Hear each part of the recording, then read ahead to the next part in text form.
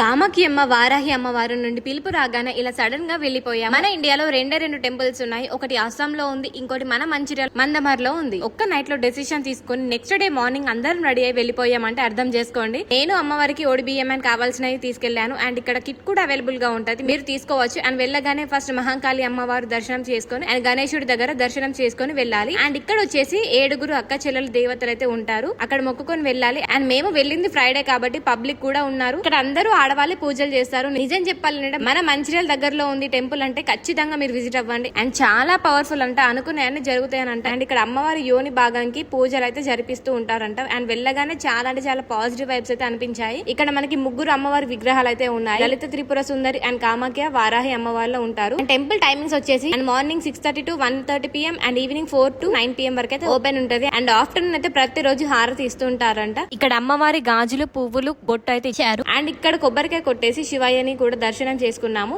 So ఇక్కడ ఒక తాత వచ్చి నిల్చొని ఉండే, ఎందుకో తెలీదు, అక్కడ ఉన్న అమ్మ అయితే చెప్తుంది బిడ్డ లాంటిదే కదా అని ఆమె చేయి పట్టుకొని అభిషేకం చెయ్యి అంది. సో ఎవరో కూడా తెలీదు, కానీ ఒక సెకండ్ నాకు లోపల గూస్ బంప్స్ అయితే వచ్చేసాయి, నమ్మలేకపోయినా. కానీ ఏ మాటకి ఆ మాట చాలా అంటే చాలా మనస్ఫూర్తిగా అనిపించింది. అండ్ ఇక్కడ మనకి అన్నదానం కూడా పెడుతున్నారు, ఇక్కడే భోజనం చేశారు. మన తెలంగాణలో ఈ టెంపుల్ ఉంది అని అంటే మీరు ఖచ్చితంగా ఒక్కసారైనా విజిట్ అవ్వండి. అండ్ మీకు ఎలాంటి డౌట్స్ ఉన్నా కామెంట్ చేయండి, నేను రిప్లై ఇస్తాను. అండ్ వెళ్లే ముందు డూ సబ్స్క్రైబ్. టాటా.